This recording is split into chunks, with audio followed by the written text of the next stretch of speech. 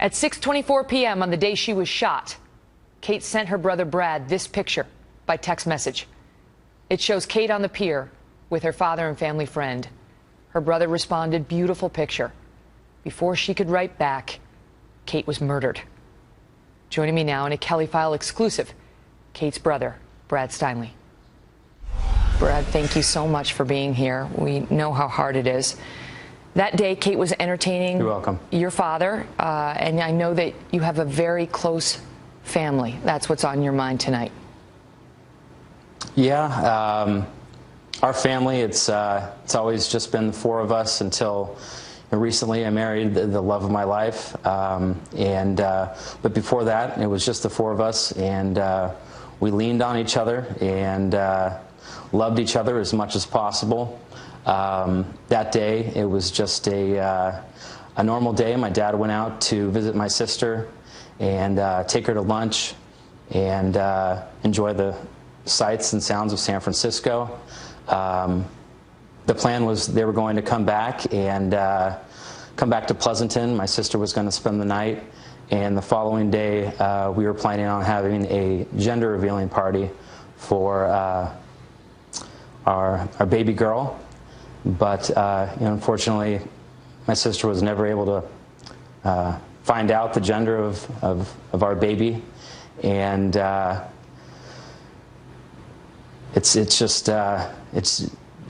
unthinkable what happened that day. But we find solace in the fact that Kate was doing what she loved, and she was with the man she loved most, my dad.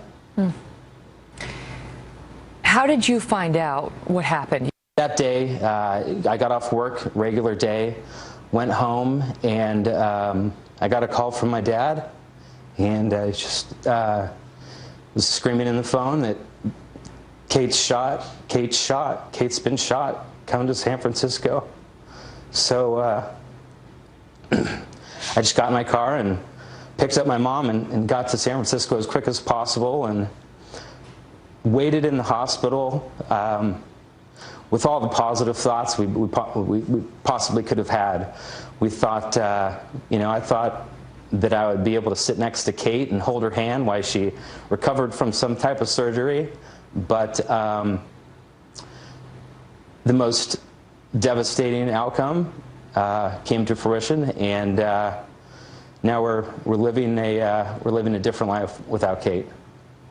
How did you come to find out that it was an illegal immigrant who had been deported 5 times who took her life?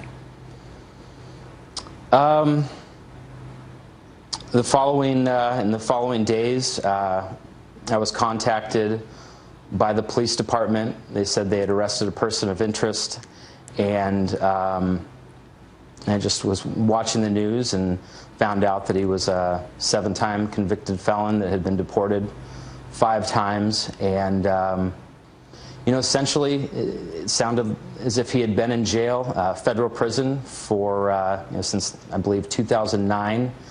And he was transferred to San Francisco for a past drug charge. He was released to San Francisco for a drug charge, and essentially was the luckiest criminal that there's been. I mean, he was taken to San Francisco, not charged, and released to walk the streets of San Francisco and do the unthinkable. I just don't understand. I'm not really too politically savvy, but there's nobody that could look me in the eye and tell me that that man had any right to be walking free in the city of San Francisco with the ability to shoot and murder my sister Kate. I know you're not a political man, and you don't come from a political family. You weren't giving thought to sanctuary cities and so on prior to this event. What is your position on San Francisco's sanctuary city policy now? Well, I'm a firm believer in the American dream, and I believe that people that come here and are striving to make a better life for themselves and provide a better life for their families, I think that's a great thing. But the fact that San Francisco has this overreaching policy that essentially rolled out the red carpet for a convicted felon, a dangerous person, and said, come into my city, we'll extend our arms and come stay here. This is a place where you can do no wrong. And what the sheriff has said regarding the fact that they have done nothing wrong, I'd like him to look me in the eye and tell me that there's no blame to be put on this policy. It's ridiculous. Do you feel that the system failed her? The system failed my sister in so many ways. Kate was the most amazing, beautiful person inside and out. She was loving. She looked at the world through the eyes of a child, and she had all of the possibilities and dreams that any young woman her age could have, and she was realizing that dream. And unfortunately, because of the lack of structure and just the lack of people taking a stand for what's right and getting things right, I think the system has failed my sister miserably. There's no doubt. What do you make of this sheriff, who, even in the wake of her murder, is standing by this policy? I think I speak for a lot of people. Like we said before, my views and my family were right in the middle. But there is no person that could tell me that that individual deserved to be walking around San Francisco with the ability to obtain a gun and shoot and murder the most beautiful person he could find walking around that day. I truly believe it's evil, and he looked for the happiest person, my sister walking with my dad with a smile on her face, and I think that was the motive, to just bring sadness and take away the best person he could see. So I'm upset, and the sheriff's stance on this policy, it's ridiculous. It's a lot of finger pointing.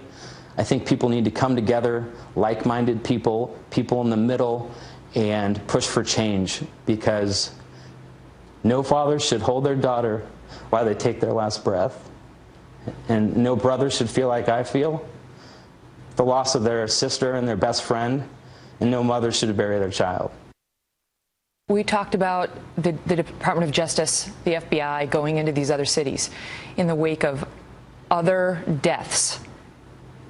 Has anybody from the administration contacted you?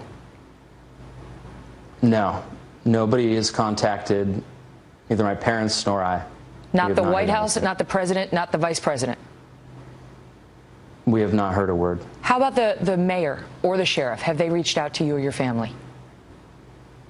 My dad did speak with the mayor. He offered his condolences. I have not heard a word from the sheriff.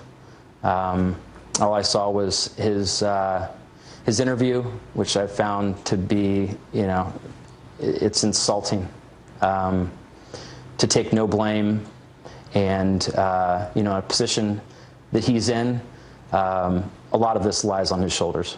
Do you feel like Kate's murder is being ignored at some level by federal officials?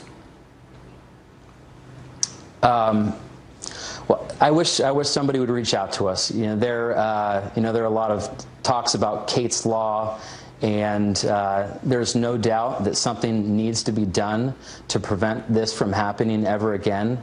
And I know my family and I would like to be a part of the verbiage and the content that's in this law.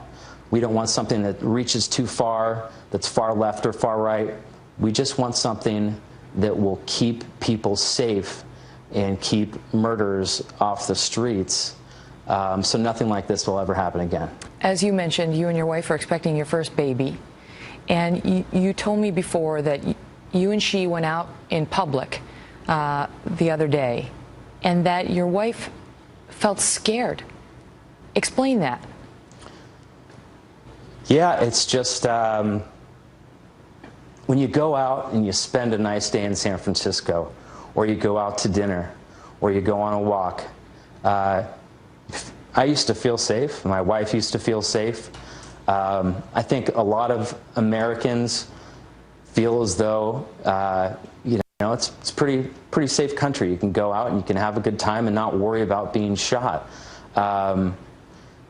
We went out to lunch, and we sat there, and we were out in public for the first time, and my wife just sat there and broke down and cried at the lunch table, and I just don't understand how I'm going to bring life into this world here in 5 months, and how am I going to explain to her that for no reason at all somebody walked up to my sister and shot her in the back and killed her?